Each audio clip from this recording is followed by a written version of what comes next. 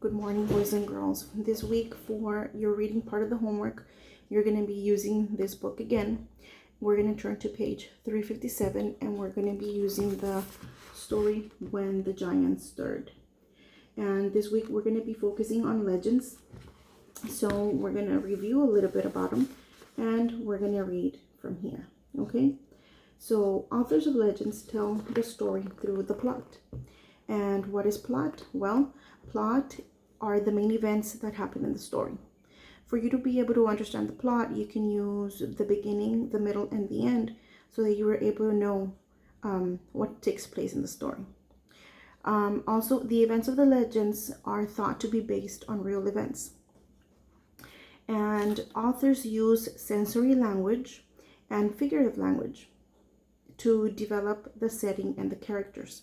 Now, you may not remember what sensory details are. So I have a little examples here on your sensory details. And for sensory details, we use our five senses, which is our taste, our nose to smell, ears to hear, our touch, and our sight. Okay, so for taste, these are some examples that we do or that we have here: sweet, sour, burnt. For our sight, we have the colors, small, clean, big. For our hear, we have low, loud, high. For our touch, soft, cold. And smell, we have buttery, sweet, flowery. So these are some examples of your sensory details. And as you're reading When the Giants Stirred, please keep this handy. I'm gonna attach it in a little bit to the video so that you are able to go back and see what the sensory details are. And as you're reading the selection, I want you to keep in mind or watch out for those details that you do have in the story. Okay, now we're going to review our figurative language. Figurative language, we have the simile, we have a metaphor, hyperbole, onomatopoeia, and personification. These are the ones that we're going to be using for this story for this week. Okay, so our simile is when we're comparing two things and using the words like or as. And for example, her heart was cold as ice. On this example, we're comparing the little girl or the woman with her heart with ice. And notice that we use the word as. Her heart is as cold as ice. And that is one of the clue words that we always use with a simile, as. The other one is like. Now, for metaphor, we're also comparing two things, but with this one, we are not using the words like or as.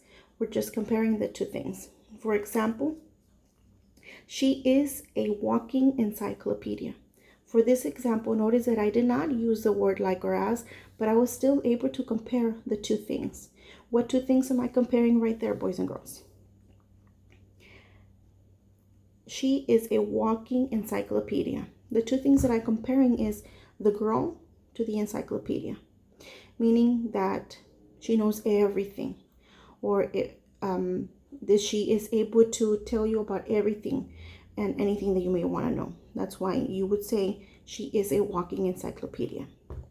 Now, for the other figurative language, we have hyperbole, which is an exaggeration of details or facts. I have a million things to do.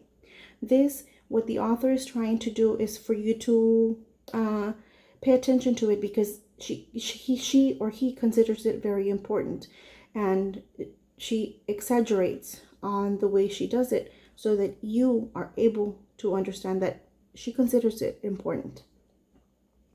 And for your onomatopoeia, it's a sound word. Examples are beep, ring, bang. So those words have the sound that they represent. So for your personification is giving human qualities to objects or things. In this example, we have the angry sea swallowed the tiny ship. I mean, the author is not telling you that the water is a human being or that he is going to eat the ship. It's just trying to let you know how that there was a storm or there's a storm coming and the sea is going wild. It's not telling you that it is actually becoming a person. They are giving life to the sea by saying that he's gonna eat the ship. It's because there's a storm coming or something like that. So the sea is very crazy out there. So these are the types of figurative language we're going to be using for the story and your sensory details.